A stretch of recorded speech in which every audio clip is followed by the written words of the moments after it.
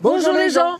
Et bienvenue dans cette nouvelle vidéo et on va vous parler de la conduite au Mexique, comment s'y prendre, comment être en sécurité, est-ce que c'est compliqué, mais avant ça, qui sommes-nous? Et oui, si vous nous rejoignez par cette vidéo. On est une famille avec 2 enfants qui voyageons dans notre camping-car Tadam depuis 5 ans sur les routes d'Europe. Et nous sommes venus découvrir les Amériques. On y est déjà depuis 3 mois, mais on va y rester encore un bon moment. Et puis là, dans la dernière vidéo, on vous avait expliqué comment passer la frontière au Mexique. Cette fois-ci, comment ça se passe quand on roule au Mexique avec son camping-car. La première chose déjà à savoir, c'est que si vous avez des petits soucis mécaniques auxquels nous sommes fortement habitués. Ouais, c'est vrai que depuis qu'on est arrivé en Amérique... On enchaîne, mais ici, en fait, vous ne trouverez pas de gros garages généralistes, enfin si, dans les grandes villes, mais c'est plutôt des petits garages spécialisés, oui. Comme cette fameuse matinée où on a dû trouver un mofless.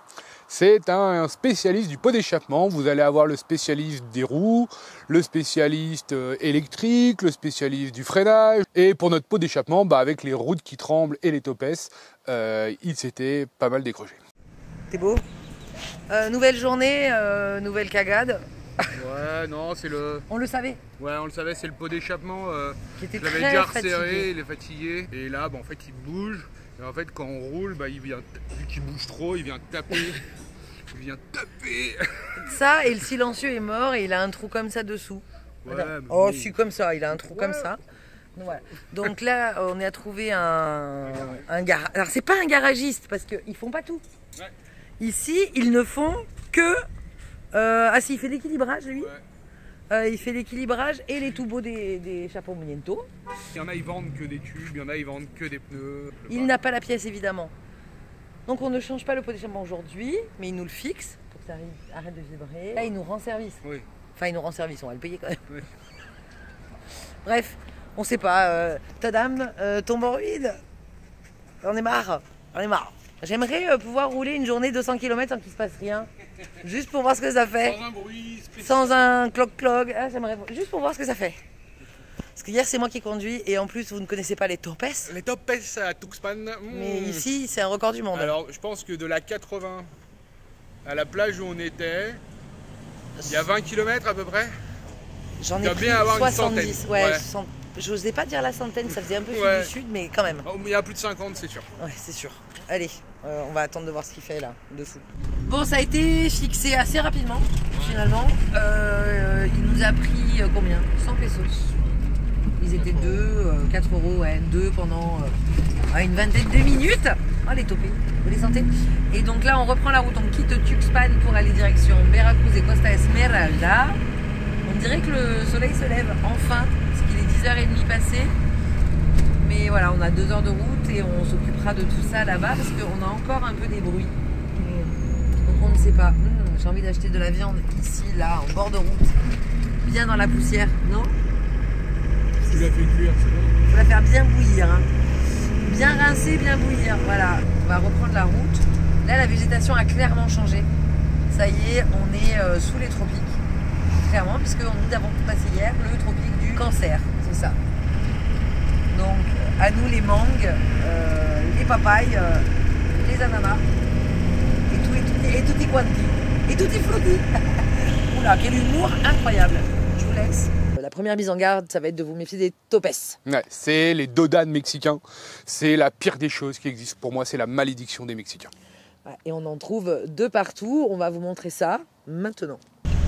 C'est pas la Velocidad qui nous caractérise. Oh, un topé. Un petit topé pas annoncé. Ouais, elle s'en va. Il est là. Voilà, ça là, ça c'est la mort. Voilà.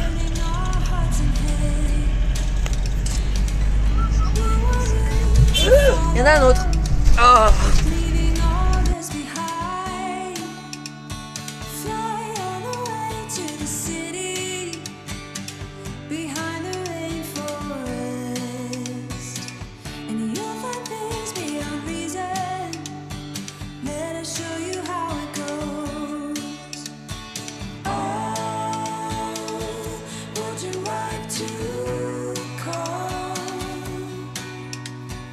Merge your life into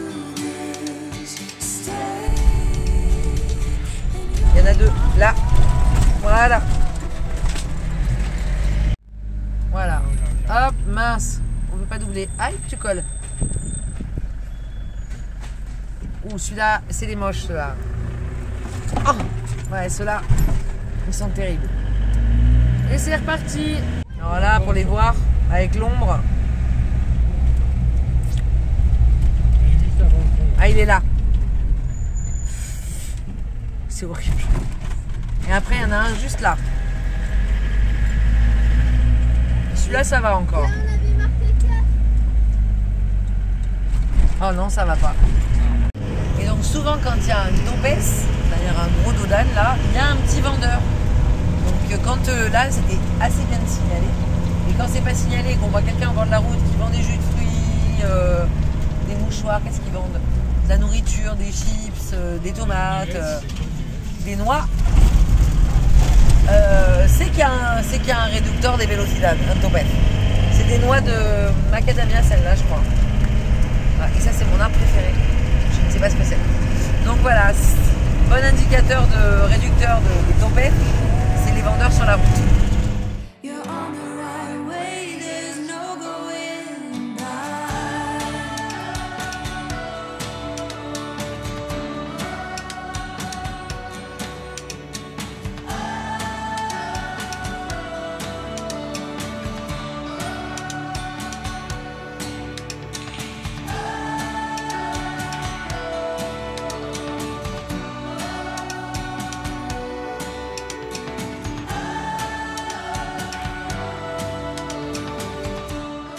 En passer un, il y en a un autre là, et il y en a un autre là, oh, là, voilà. Et après il y en a encore un autre là-bas. Vraiment en conduisant, en fait on est obligé de s'arrêter et de redémarrer, ça tremble de partout et à chaque village il y en a, c'est catastrophique. Enfin si vous venez un jour au Mexique, vous allez comprendre. Vous comprendrez, on ne peut pas vous faire ressentir ce qu'est un topes. Mais ça se vit. Ça se vit. Ça se subit. Voilà, mais c'est quand même une caractéristique très forte, c'est le fait qu'il soit pas toujours annoncé, pas comme il faut. Enfin bref, on s'adapte, on y arrive, hein, mais c'est quand même très très compliqué. Ça nous a quand même pas empêché d'aller découvrir nos premières ruines avec les enfants. On voulait aller faire El Tarin qui actuellement était fermé. Du coup, on est allé découvrir un autre site qu'on n'avait pas prévu. On vous met le nom là parce que je ne me rappelle plus. Mais on n'a pas été déçus, c'était vraiment un chouette moment pour les premières ruines avec les enfants. On se trouve à Sempoala. On est en route pour toujours descendre vers Veracruz. Et sur la route, on a quand même cherché à trouver des ruines pour montrer aux enfants. On est plutôt dans une région sur l'est du Mexique, sur la région aztèque. Et avec Bastien en 2008 ou 2009, je ne sais plus, à l'aller ou au retour. À l'aller, en 2008. On a visité El Tarin, donc on a voulu y aller qui est vers Tuxpan, là où on était il y a 2-3 jours. Sauf qu'en ce moment, le site de El Tarin est fermé. Donc j'ai cherché et le hasard fait que c'était une des plus grandes cités Totonac, qui fait partie un peu de cette culture aztèque, même s'ils étaient ennemis avec les Aztèques, mais on va les assimiler ensemble, c'était des voisins qui se faisaient la guerre. Et c'est la première cité qui a été découverte par Hernando Cortés, ici, dans les premières incursions des conquistadors au Mexique.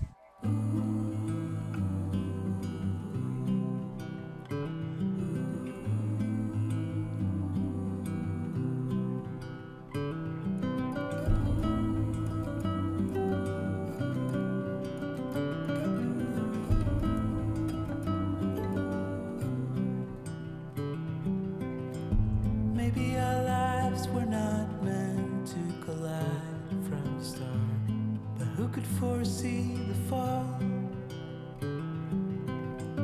Maybe it's time to decide what to do with the fact that it happens to us all. Et c'est aussi un peu particulier puisque le peuple ici a décidé de s'allier aux Espagnols en se disant bon, vu qu'on a perdu contre les Aztèques qui nous demandent de leur livrer des tribus de guerre tous les ans, de leur livrer des enfants pour en faire des esclaves ou pour les sacrifier, puisque oui, il y avait beaucoup de rites dans cette civilisation-là.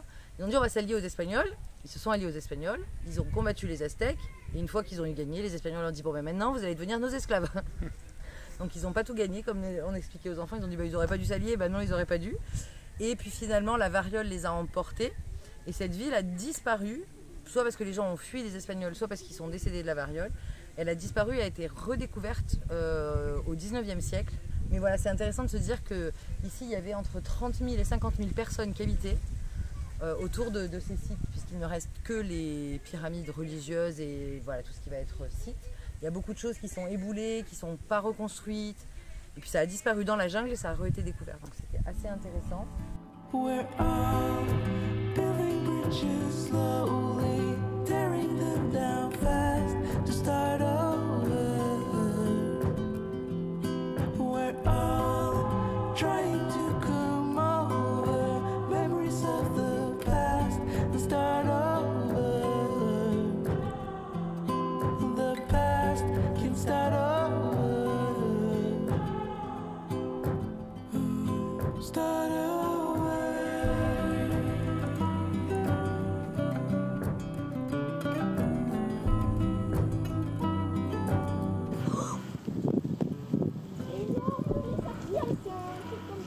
Ah, vous voulez montrer la fourmilière?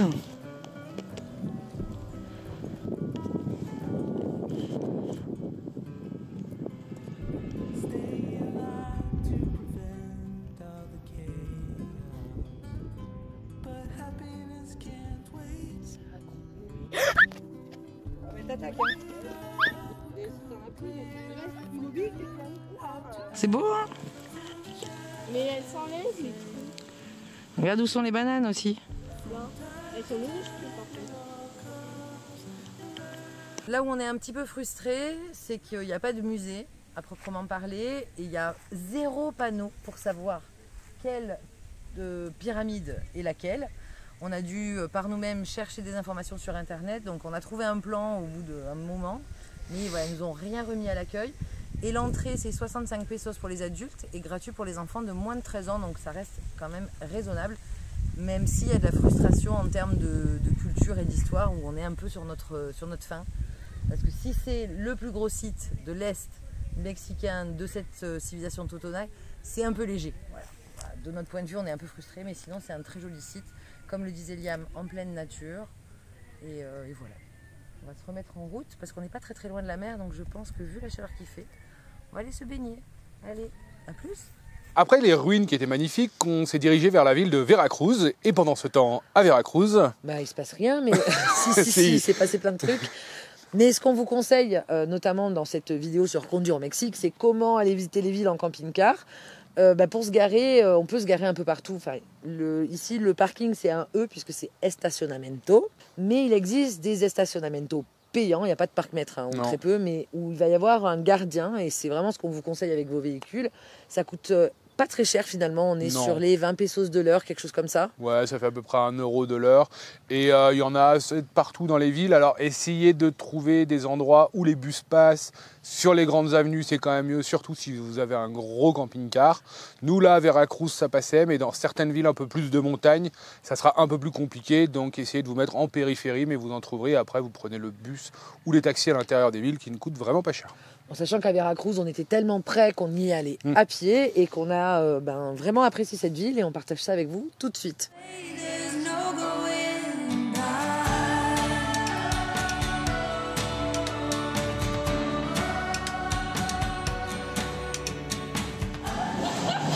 T'as mangé un jalapeños? Non, j'ai un énorme oignon. Ah. C'est trop chic. Qu'est-ce que tu veux que je raconte? Moi, je sais pas. Et c'est délicieux. Donc ce sont des tacos de pibil. C'est du puerco, du porc effiloché avec une sorte de soupe qui n'est pas piquante. Et des très bons oignons. Et on rajoute nous-mêmes les petits oignons rouges émincés, c'est une tuerie, ou les jalapeños. Et les jalapeños. Liam, les jalapeños? Mais si, Non, il faut pas. si. Faut essayer une fois dans ça. Et ça, c'est de l'horchata. Ah, c'est ça. Ouais. Horchata, c'est un lait d'avoine, de ce qu'on a compris. Ouais. Très sucré. Et c'est hyper bon. Voilà, donc on se régale. Par contre, ici, excuse-moi Liam, t'as un petit peu de sauce. Par contre, ici, il y a un seul type de tacos. C'est-à-dire que tu manges des tacos des pibil ou rien. Comme ça, au moins, c'est facile. Bah, au moins en cuisine, c'est pratique. Et donc, l'assiette comme ça, avec 4 tacos, et puis tu rajoutes ce que tu veux, on est à 2 euros. Ouais, 40 pesos. 40 pesos, les 4 tacos. Ouais. Voilà, plutôt un bon rapport qualité-prix.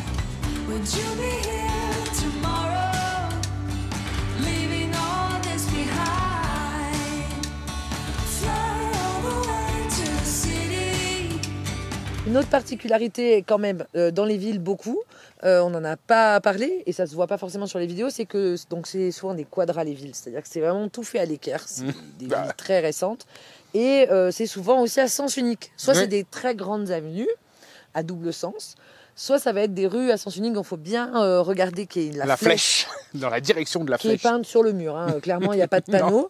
Mais quand ce sont des grandes avenues, il y a quelque chose qui nous a coûté très très cher. Ouais, qui nous a coûté presque 1000 pesos, une amende, parce qu'en fait, quand vous tournez sur la gauche, vous allez avoir un feu avec 4 feux, en fait. Enfin, un feu tricolore. Un feu tricolore avec un feu en plus. Et dans ce feu en plus, en fait, c'est une petite flèche qui ne s'allume que lorsque vous pouvez tourner, qui est verte, et qui va vous dire que vous pouvez tourner à gauche. Parce qu'à droite, vous pouvez tourner comme aux États-Unis, si ce n'est pas précisé, en faisant attention. Quand c'est rouge. Quand c'est rouge. Mais à gauche, vous allez avoir cette petite flèche. Le problème, c'est que cette petite flèche n'est pas rouge quand vous ne pouvez pas tourner. Et nous avons tourné alors qu'elle était éteinte. Et on ne savait pas. Et donc là, il y avait le transito, c'est-à-dire le policier de la ville municipale qui nous arrête. Et il y a une autre spécificité au Mexique, c'est quand vous prenez une amende, pour éviter la corruption, vous ne pouvez pas la payer tout de suite. Non.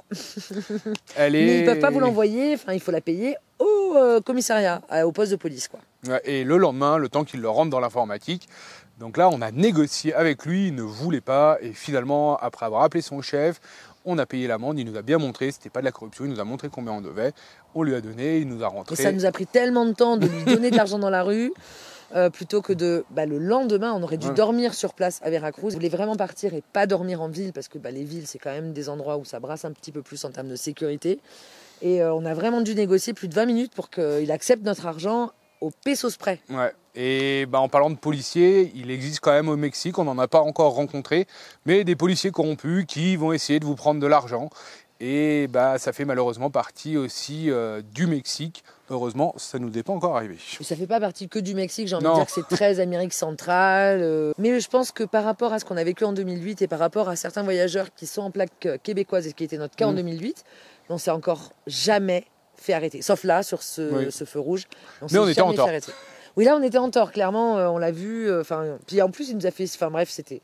Mais 1000 pesos, ça fait quand même que 50 €. Voilà. Pour un feu rouge, c'est pas cher payé, donc ça va. On a quitté Veracruz et là, vous avez plusieurs choix au Mexique. C'est de prendre soit les autoroutes, qui ici sont appelées Cuota, ou soit les routes librées. Et il y a une petite différence quand même entre les deux.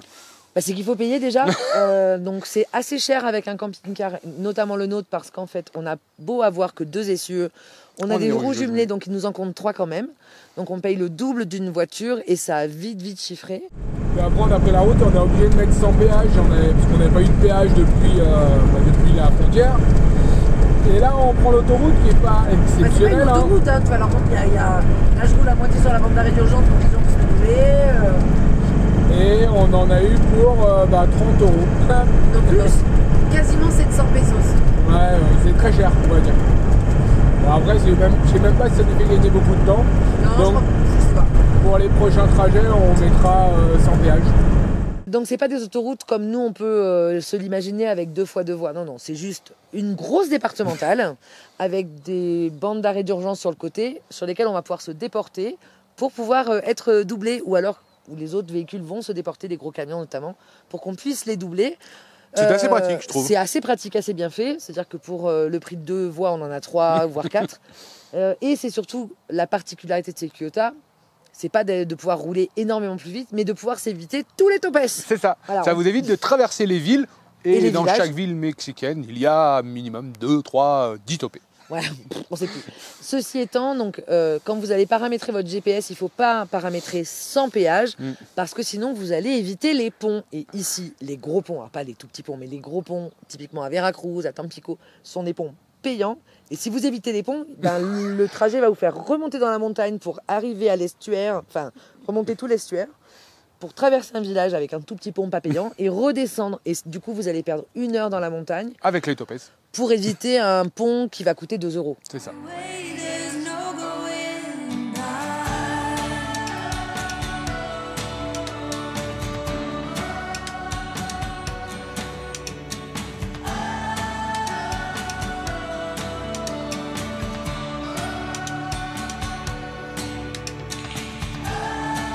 Qui dit nouveau pont, dit nouveau vos raquettes. Voilà, on a encore donné presque 50 pesos. Sachez que tous les ponts qui traversent les gros fleuves, comme là je viens de filmer, sont payants entre 40 et 50 pesos, ce qui fait entre 2 et 2,50 €, un peu plus. Voilà, c'est systématique. Si on veut éviter le pont, il faut faire un détour de 3/4 d'heure. Ouais. Donc on paye. Il y a des abonnements pour les locaux et les camions. Mais nous, à chaque fois, on passe à la caisse, quoi. Hein, voilà, clairement. Les voitures, c'est la moitié. Et nous, comme on a un camion, on paye le double de la voiture. Les voitures, c'est 1 €. Et nous, c'est 2-3 €. Ça dépend des pots. Il y en a un peu marre. Donc, petit conseil, si vous voulez faire votre itinéraire avec Google Maps, si vous marquez éviter les péages, bah, vous allez éviter ces fameux ponts. Et du coup, vous allez rallonger vos trajets de 2 heures, quoi. Donc, il faut budgéter les ponts. On va rajouter les topés surtout. Ouais, et puis traverser les villages, ça veut dire passer les topés, bref. Donc, vous dépensez plus de carburant, donc l'un dans l'autre. Vaut mieux prendre les ponts. Allez, on y retourne parce qu'on a 2 heures de route pour aller au lac de Temaco. Et pendant ce temps, pour les enfants, c'est conjugaison. Ils sont tellement contents. Un petit peu de conjugaison, ça fait pas de mal. Si, ça fait mal. Non, ça va. Vous êtes studieux, c'est bien. Donc il faut paramétrer votre GPS en évitant les autoroutes, mais non pas en évitant les péages. Ça marche un peu mieux, en étant vigilant. Voilà, si vous êtes vigilant, vous verrez Kyoto libré, vous prenez la librée et après vous rattraperez. Bon, après, libre à vous de prendre la Kyoto, hein, mais c'est un petit budget. Moi, je trouve que par rapport au coût de la vie, les autoroutes sont très chères. C'est ça. Voilà ce qu'on voulait vous dire sur la conduite. Pour résumer, faut être tout le temps vigilant. Alors les Mexicains conduisent pas si mal, pas si vite. Les camions vont aussi vite que les voitures, mais j'ai pas trouvé dans l'ensemble qu'ils conduisaient. Ils sont très courtois. Voilà, ils sont très courtois. Et après ils doublent un peu sur les bandes blanches. Ils attendent Ah oui, les pas. lignes droites, tout ça. Voilà, ils attendent pas forcément les. Quand on peut doubler, c'est. Voilà, les pointillés. Mais si vous faites attention et que vous respectez bien les limitations de vitesse, il n'y a pas de problème. Donc les Mexicains sont cool. L'état des routes, moi je trouve qu'il s'est grandement amélioré en 15 ans et c'est pas étonnant, hein, c'est un peu logique. Quand vous restez sur les grands axes, il n'y a pas trop de soucis. Il y a même des travaux d'amélioration. Et c'est certain que dès que vous sortez pour aller voir un petit village un peu en dehors des grands axes, là... il y a un peu plus de trous. Voilà, c'est un peu plus aléatoire. Il y a des pistes aussi qui sont plutôt propres. Tout va dépendre aussi, là, nous, on n'est pas en saison des pluies, donc ça change un petit peu tout. Je pense que certaines routes en saison des pluies, on n'aurait pas kiffé. Ouais. Non, pas du tout. Dernier conseil, ultime conseil. Ne pas conduire la nuit au Mexique, parce que même si les Mexicains conduisent bien, la sécurité de leur véhicule et l'allumage de leur véhicule n'est pas... Il n'y a pas toujours les phares. Voilà. Et surtout, les topes. Oui, c'est ça. C'est que comme ils sont déjà pas signalés de jour, alors de nuit, c'est une catastrophe. Vous les verrez pas, vous pourrez pas anticiper. Et puis, il n'y a plus les petits marchands au bord de la route qui vous vendent des chips et on se dit, tiens, là, il y a un topes. Et il n'y a pas beaucoup d'éclairage. Oui, l'éclairage public, il est plutôt léger, réduit en vraiment ultra-centre. Et il y a tous les chiens errants, la faune sauvage. On a oublié de parler des chiens qui attendent que vous arriviez. C'est pire que les rennes en Norvège. Et ils traversent pile quand vous êtes là. C'est ça. Donc voilà, vraiment le conseil le plus important, c'est d'être très vigilant, plutôt prudent. Et finalement, ça se passe bien puisqu'on n'a pas encore eu d'accrochage. Ouais. Donc, on espère que ça vous aidera si jamais un jour vous venez au Mexique. Oui. Et si vous avez aimé cette vidéo, on like les likes. Et puis, dites-nous vos pires endroits où vous avez conduit. Et nous, le Mexique, et hormis les topes, pour le moment, ça va. Ouais, les topes. Les topes, c'est le pire. Et on vous dit à très vite dans la prochaine vidéo. Et cette fois-ci, on sera dans la jungle. Parce que j'avais dit, mais non. Mais là, oui. Allez, salut. Salut. Topé. Topé. Dans 1 heure, on est topé. Le 350e topé de topé de la journée. Topé. Topé. Topé. Et bienvenue dans cette nouvelle vidéo. Dans laquelle on va entendre le tuk-tuk. Voilà. Tout de suite.